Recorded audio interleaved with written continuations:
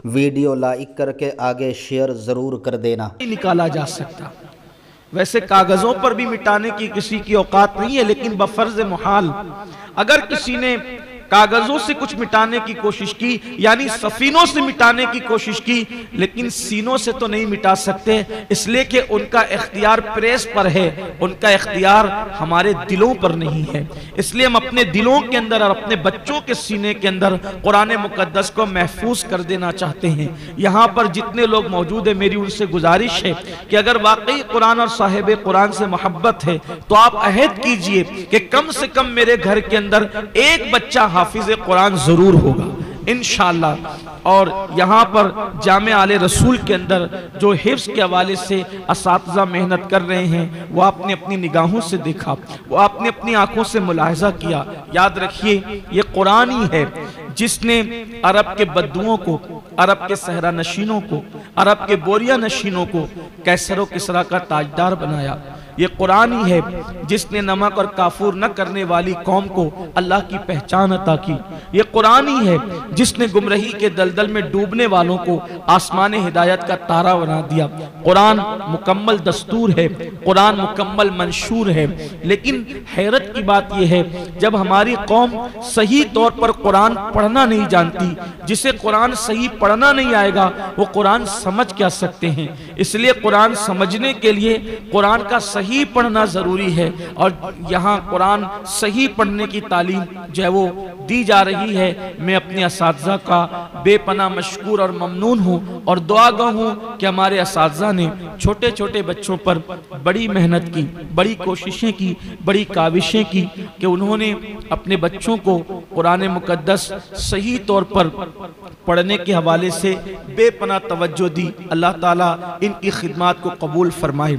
और आपसे कहना चाहता हूँ कि रूए ज़मीन के बेहतरीन लोग अल्लाह रसूल के नज़दीक वो हैं जो कुरान सीखते हैं और दूसरों को कुरान सिखाते हैं। जैसा कि अल्लाह के हबीब मुस्तफ़ा करीम रऊफ़ुर रहीम सल्लल्लाहु अलैहि वसल्लम ने फरमाया, खैरुकुम मन तअल्लमल कुरान व अल्लमह, कि तुम में बेहतरीन लोग वो हैं जो कुरान सीखते हैं और कुरान सिखाते हैं। अगर बेहतरीन बनना है अल्लाह रसूल की नज़र में अज़्ज़ व जल व सल्लल्लाहु अलैहि वसल्लम, तो या तो कुरान सीखने वाले बनिए या तो कुरान को सिखाने वाले बनिए। इंशाअल्लाह तबारक व तआला कुरान की ये बरकत है। हदीस पाक में आता है, दिलों का ज़म दूर होता है कुरान की तिलावत से, दिल चमकते हैं कुरान की तिलावत से।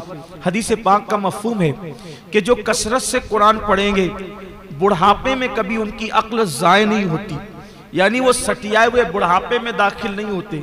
बहुत सारे बुढ़ों को आप देखेंगे कि जब वो बुढ़ापे में पहुंचते हैं तो वो बहकी बहकी बातें करते हैं, लेकिन आलिम कुरान या आमिल कुरान कभी बुढ़ापे की दहलीज पर पहुंचने के बाद भी उसकी अक्ल में फतूर और खलल पैदा नहीं होता। ये कुरान मुकद्दस की तिलावत की बरकत है। बल्कि हदीस पाक में यहाँ तक आता है कि हाफिज़े कुरान के सीने को कब्र की मिट्टी भी नहीं खा सकती। वो हाफिज़े कुरान जिसका सीना साहिबे कुरान की मोहब्बत से मामूर है, ऐसे लोगों के सीने को कब्र की मिट्टी भी नहीं खाती। तो याद रखिए, कुरान मुकद्दस को पढ़िए, कुरान मुकद्दस को आम कीजिए। बल्कि रमज़ान शरीफ करीब आ रहा है, मैं आपसे गुजारिश करूंगा कि कुरान मुकद्दस को 4 ख़त्म करने की बजाय, 5 ख़त्म करने की बजाय, 6 ख़त्म करने की बजाय एक ही कुरान शरीफ ख़त्म कीजिए। लेकिन कंजुल ईमान तर्जुमे के साथ कुरान पढ़िए, खजाइनुल इरफान या नूरुल इरफान तफसीर के साथ कुरान पढ़िए, ताकि कुरान क्या कहता है आप उसको समझ सकें। कुरान मुकद्दस ने हर सवाल का जवाब दिया है।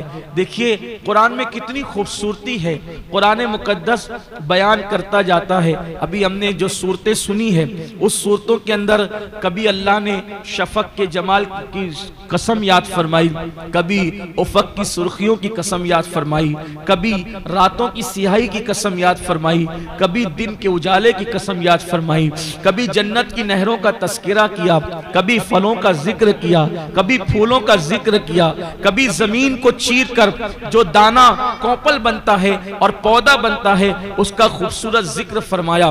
कहीं पर कश्तियों का जिक्र किया गया है, कहीं पर बागात का जिक्र किया गया है, कहीं पर खजूरों का जिक्र किया गया है, कहीं पर अंगूर का जिक्र किया गया है, कहीं पर जन्नत की नेमतों का जिक्र किया गया है, कहीं पर जहन्नम के अजाब का जिक्र किया गया है, कहीं पर अपनी गैरत का जिक्र किया गया है, कहीं पर अपनी रहमत का जिक्र किया गया है, कहीं पर जिब्रील की कुव्वतों का जिक्र किया गया है, कहीं पर नबी की नबुव्वत का जिक्र किया गया है, कहीं पर वो जनाबे सालेह अलैहिस्सलाम की ऊँटनी के कातिल का जिक्र किया गया है, कहीं पर अल्लाह अकबर अल्लाह की राह में कत्ल होने वालों का तस्करा किया गया है।